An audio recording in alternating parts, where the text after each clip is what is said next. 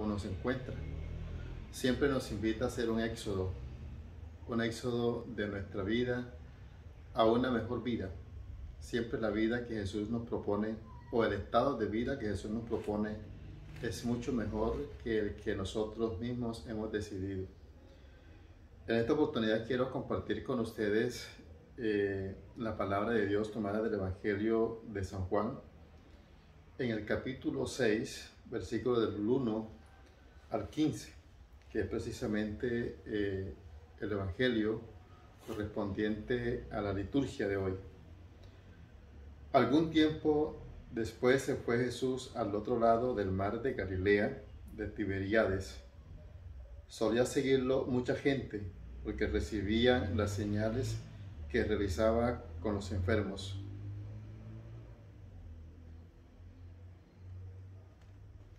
Siempre Jesús nos encuentra donde estamos, pero no nos deja como nos encuentra.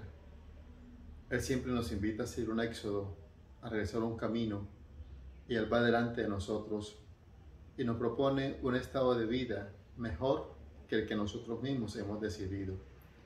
Jesús te invita a hacer un éxodo con Él. Comparto con ustedes en esta oportunidad la palabra de Dios tomada del Evangelio según San Juan en el capítulo 6, versículo del 1 al 15. Algún tiempo después se fue Jesús al otro lado del mar de Galilea, de Tiberíades. Solía seguirlo mucha gente porque percibían las señales que realizaba con los enfermos. Subió Jesús al monte y se quedó sentado allí con sus discípulos. Estaba cerca la Pascua, la fiesta de los judíos. Jesús levantó los ojos y al ver que mucha gente se le acercaba, se dirigió a Felipe. ¿Con qué podríamos comprar para que coman estos? Lo decía para ponerlo a prueba, pues él ya sabía lo que iba a hacer. Felipe le contestó: medio año de jornal no bastaría para que a cada uno le tocase un pedazo. Uno de los discípulos, Andrés, el hermano de Simón Pedro, le dice: hay aquí un muchacho que tiene 5 panes de cebada y 2 pescados. Pero, ¿qué es eso para tanto? Jesús les dijo: haced que esos hombres se recuesten. Había mucha hierba en el lugar. Se recostaron aquellos hombres adultos, que eran unos 5,000. Jesús tomó los panes, pronunció la acción de gracias y se puso a repartirlo a los que estaban recostados, y pescado igual, todo lo que querían. Cuando quedaron satisfechos, dice a sus discípulos: recoged los trozos que han sobrado, que nada se eche a perder. Los cogieron y llenaron 12 cestos con trozos de los 5 panes de cebada que habían sobrado a los que habían estado comiendo. Aquellos hombres, al ver la señal que había realizado, decían: ciertamente este es el profeta, el que tenía que venir al mundo.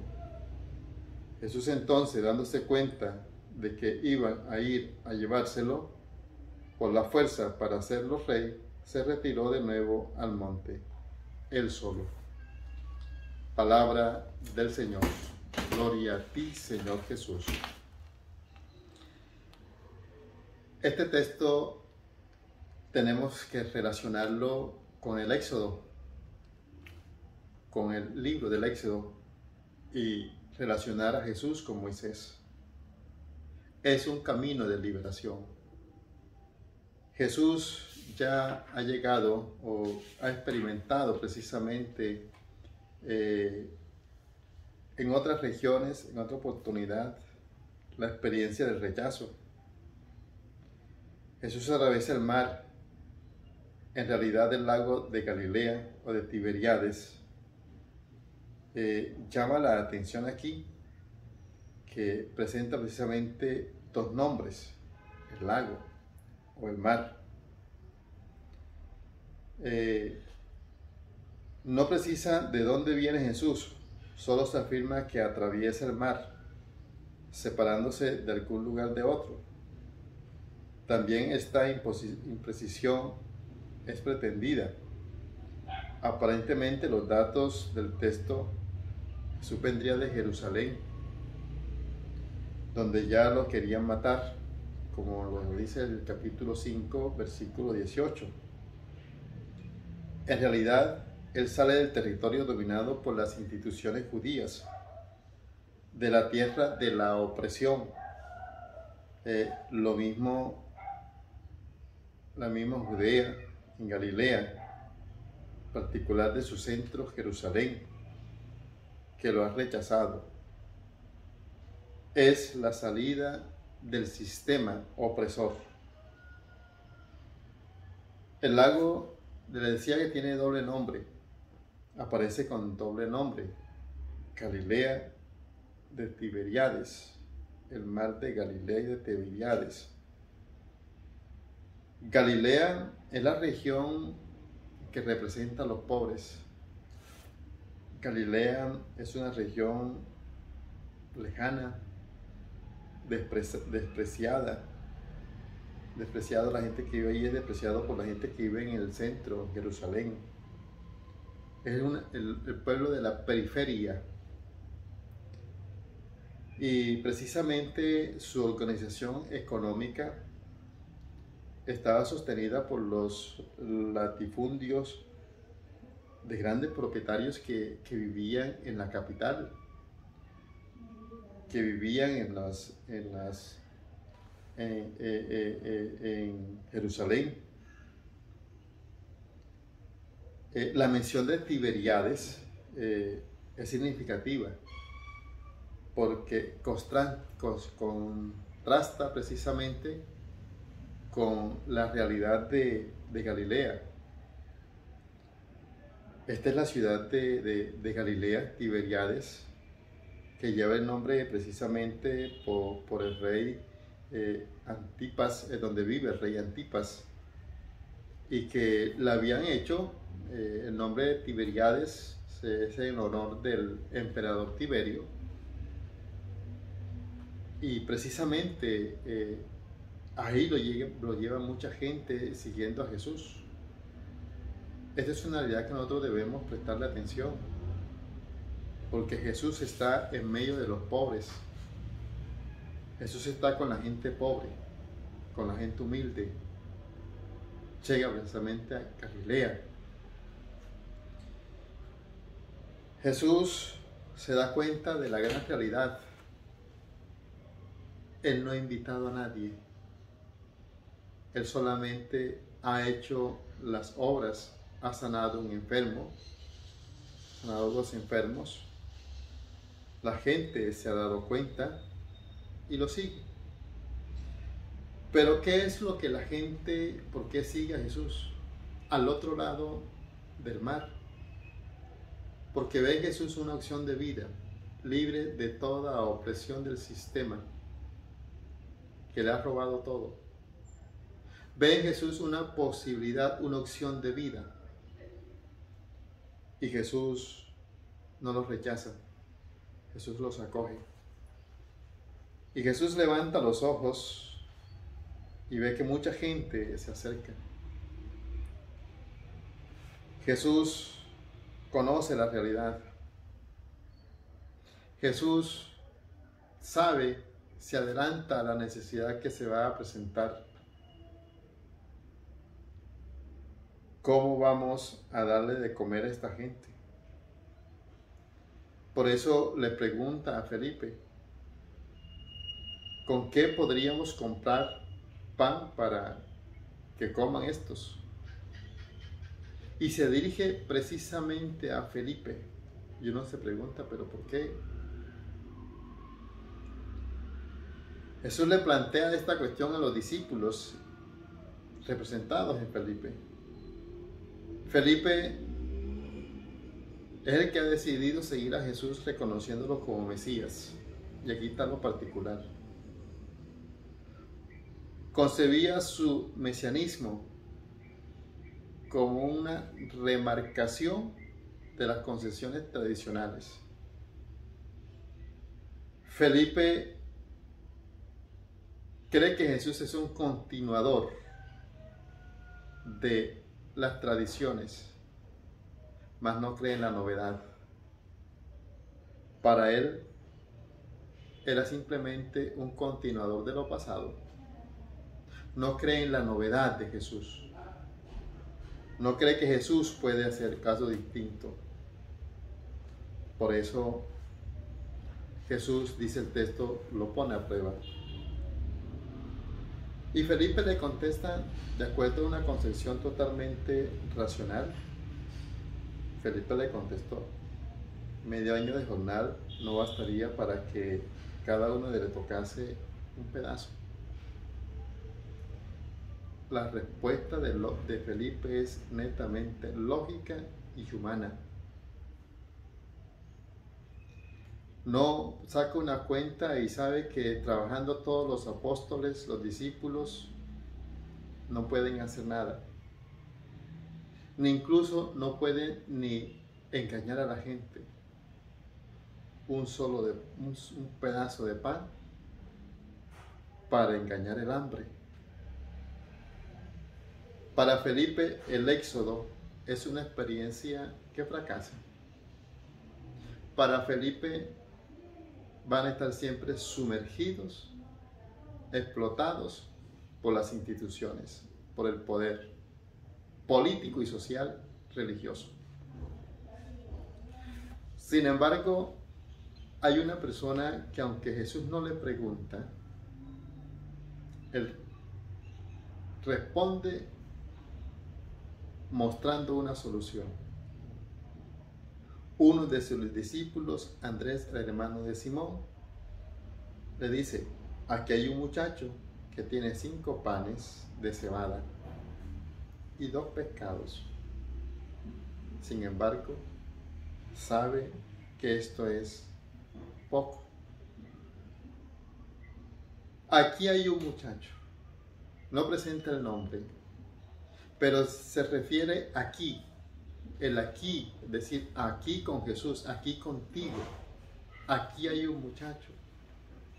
Puede estar haciendo referencia al grupo, a la comunidad de apóstoles. Aquí nosotros lo que tenemos es esto: 5 más 2, 7, la totalidad que tenemos para vivir, para sobrevivir. Y llama la atención que Andrés dice panes de cebada. Los panes de cebada en aquel tiempo, haciendo referencia al profeta Eliseo, los panes de cebada son el alimento de los pobres. Que para un adulto, para poderse quedar satisfecho, tenía que comerse 3 panes. Solamente tienen 5. Es el pan de los pobres, el alimento de los pobres. El de cebada, el de trigo era el más costoso y lo tenía la gente pudiente, la gente que tenía patica. Los pobres se comían el pan de cebada. Eso es lo que tiene. Pero ¿qué es esto para tantos? Y aquí viene la gran acción de Dios. Con ese poco que se tiene, pero cuando hay la voluntad de desprenderse de lo poco para que deje de ser mío, para que sea de nosotros, Dios empieza a actuar. Cuando eso que yo considero que es mío lo pongo en las manos de Dios, Dios lo multiplica. Y Jesús lo primero que hace es que le digan que a esos hombres, profundamente llama la atención esto, porque ya para Jesús no dejan de ser la multitud, la muchedumbre, para convertirse en hombres concretos, adultos, capaces de decidir por su vida, adultos. Haced que estos hombres se sienten. El sentarse era recuperar la condición de hijos, de hombres libres, no esclavos. El Éxodo nos dice que la Pascua, la comida, tenían que hacerlo de forma rápida, de pie. Para Jesús no, para Jesús es sentado como los hijos libres. En la hierba, que significa la abundancia. Los hijos de Dios, cuando comparten, se sienten libres y en abundancia. Ahí está la gran acción de Dios, el gran signo. Los milagros son signos de Dios. Jesús toma el pan. Luego que toma el pan, da gracias a Dios. El dar gracias a Dios es entender que Dios es el donante y que nosotros solamente somos unos simples administradores. El dar gracias a Dios es el reconocer a Dios como el donante por excelencia y que yo no hago sino solamente administrar y compartir lo que Él ha realizado y ha hecho por mí. El dar gracias es considerarme nada ante Dios, pero bendecido por Él, porque Él me da lo que necesito y por eso lo comparto con los demás. Esta es la acción de Jesús y esto es lo que Jesús nos enseña a nosotros. Luego es el mismo Jesús que reparte el pan. No manda a los apóstoles a que los repartan, Él mismo los reparte. Jesús se convierte entonces aquí en el servidor. Una vez más nos muestra que Él vino a servirnos. Nosotros somos cristianos, cristóforos, portadores de Cristo. Estamos para servir. Y lo cuarto que el Señor nos enseña es recoger las sobras, que no se dañen. Recoger las sobras que no se dañen. Las da pesar a veces ver cuánta comida se desperdicia. La comida que es un regalo de Dios, que es un don de Dios, cuánto se desperdicia en la sociedad.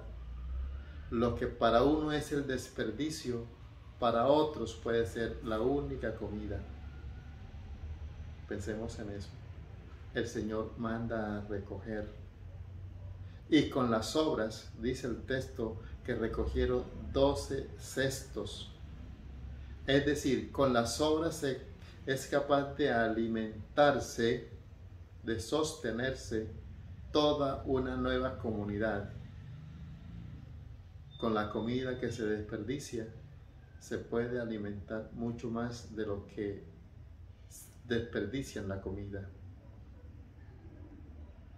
La comida es el don de Dios. Y encontramos personas que son capaces de decir, yo no quiero esto, y tiran el plato por allá. La comida es un regalo de Dios.